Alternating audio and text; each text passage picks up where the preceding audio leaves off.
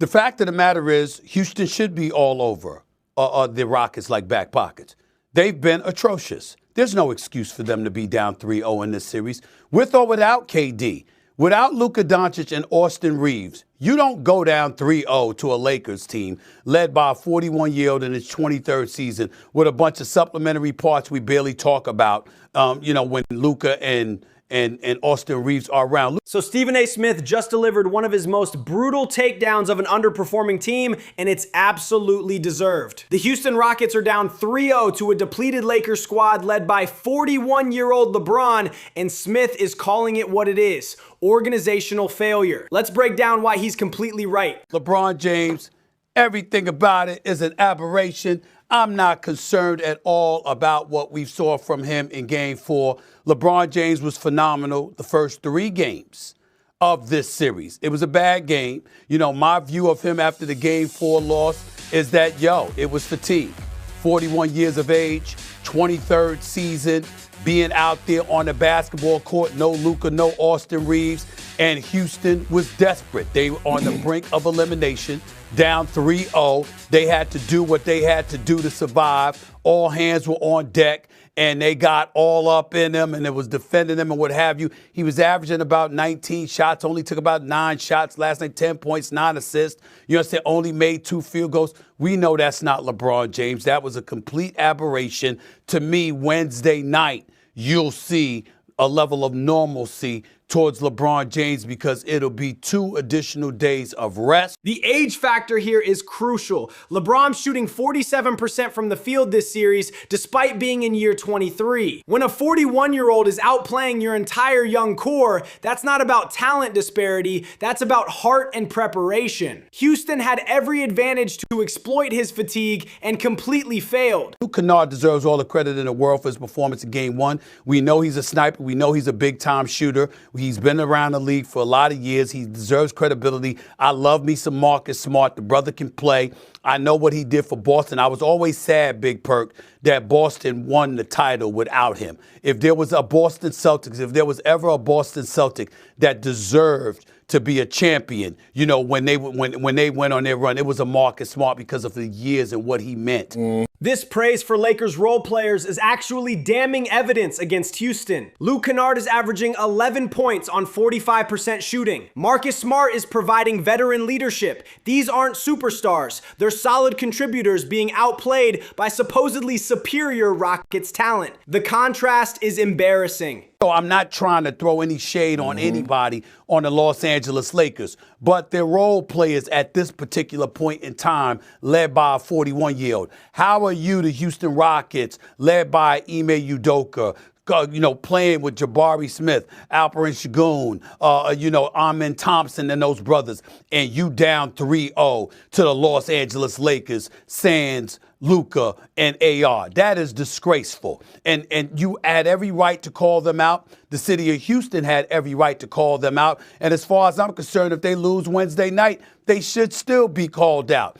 Look at this Houston roster. Alperen Şengün is a 22-year-old all-star caliber center. Jabari Smith was the 3rd overall pick. Amen Thompson is an elite athlete. On paper, this team should be competing with anyone. Being down 3-0 to this Lakers squad is organizational malpractice. And even though KD is hurt, we all find ourselves looking at KD like, damn, you don't have anything. You can't get on that basketball court and he must really, really be hurt because this is KD we talking about here, who looks for an excuse to play basketball, who wants you to, I don't know whether the stories were true or not, Big Perk, you would know, but if there was a nightclub to go to, he'd roll up in there with a basketball and a sweatsuit.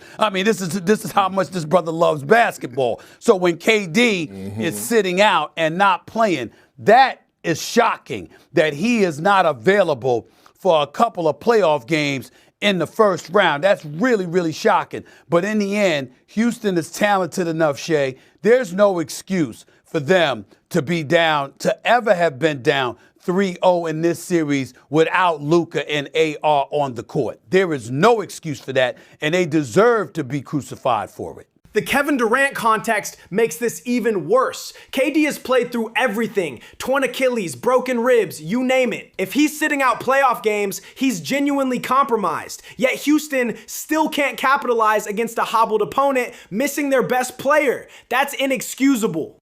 I think this is a complete overreaction by Big Perk, Kendrick Perkins. I think he's doing it because he's addicted to his pick. He's got the San Antonio Spurs winning the championship. So, I mean, asking Big Perk this question is like asking him is the sky is blue. It's like asking him is Beaumont, Texas is home. It's like asking him, did he mind sitting courtside with Tracy Morgan and the crew? I mean, duh. We know what Perk's answer's going to be because it validates his point. And you know Perk don't want to shift at all from his position. I ain't minding that. I love you for it. But Perk ain't trying to budge. His big ass, he ain't trying to move nowhere. Ain't nobody gonna move him either unless absolutely positively necessary. He got the Spurs winning the championship, so it's very, very predictable what he was going to say.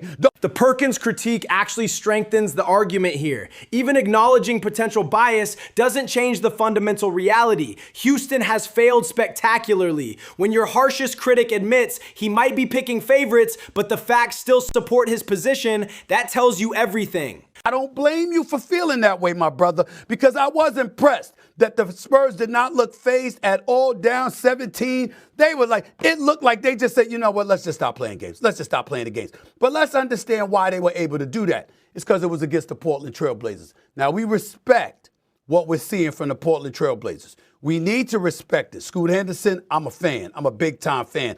Obviously, I'm a big-time fan. And when Dame Dollar comes back next year, Dame Time is in the building. It's going to be a little bit different. I can't wait to see Dame Time back in the mix, especially with Scoot Henderson in that backcourt, because I'm thinking about Tyrese Maxey. I'm thinking about VJ Edgecombe. I'm thinking about what a star backcourt that is in Philadelphia for the future. And that's how I'm feeling about Portland, even though obviously Damian Lillard is older than all of them. We got that part. But the point is, it is the Portland Trail Blazers. They're not ready yet. We understand that. They're a good young team. They got talent. They're feisty. They can come at you. But they ain't ready for this. San Antonio's a different level. We got to understand that. The Portland comparison is perfect context. Yes, they're talented with Scoot Henderson and future upside, but they're clearly in development mode. That makes their competitive showing against San Antonio look impressive, while Houston's collapse against LA looks even more pathetic by comparison. San Antonio was not going up against an OKC, even though they beat them 4 out of 5 times in the regular season this year. They're not going against an OKC or somebody like that. They're not going against a Boston. They're going against the Portland Trail Blazers. Portland ain't ready yet. They're not ready for this moment. You got to go through your growing pains. That's what they're doing right now. And that's why I'm saying it's an overreaction on Big Perk's part. Big Perk is acting like what they did. You know what? They'll do that against anybody. They ain't outscoring just anybody by 38 points in the second half. It's not about the win. They outscored Portland by 38 points. They were getting blown away in the first half and blew them out in the second half. It don't go down like that under normal circumstances. Perk knows better. He's just not going to admit it because that immovable object that he is not going to budge. That's all this is about, y'all.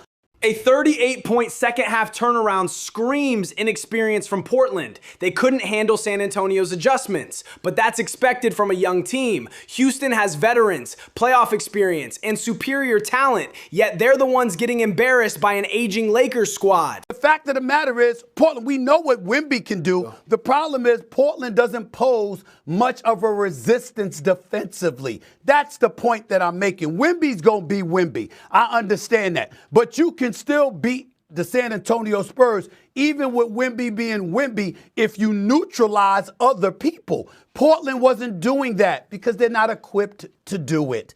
That's all I'm trying to say. They're young, they're up and coming. I know they got veterans like a Williams, like a Drew Holiday. Drew Holiday obviously is a champion, personified. The brother brings credibility and experience and all of that with you. But collectively speaking, and who they really hang their hat on are a bunch of young brothers that ain't ready yet. They're skilled. They're only going to learn from this. They'll be even better next year and the year beyond and the year beyond. But they ain't ready for a 7'5" dude with a support supporting cast who ain't shying away from the smoke, ain't scared of anybody, okay? And you got to get like De'Aaron Fox who can ball, but you got to have something defensively to neutralize everybody else. And they can't do it. Other teams are going to be able to do what Portland can't do. The defensive breakdown point is crucial. Portland lacks the personnel to stop multiple threats consistently. That's a roster construction issue. Houston has the pieces to defend anyone, from Sengun protecting the rim to versatile wings. Their defensive failures are pure effort and coaching. Wemby's a separate matter, but everybody else on the Spurs shouldn't be looking like, yo, we getting blown out in the first half. It means absolutely nothing to us because we're going to blow you out by 38 in the second half, in one half. That is not normal, but it was yesterday because it's the Portland Trail Blazers. That's the bottom line, and Big Perk knows that. The bottom line is perfectly clear. Portland's struggles show what happens when talent meets inexperience. Houston's collapse shows what happens when talent meets poor preparation and weak mentality. One is developmental growing pains, the other is championship window waste. No comparison.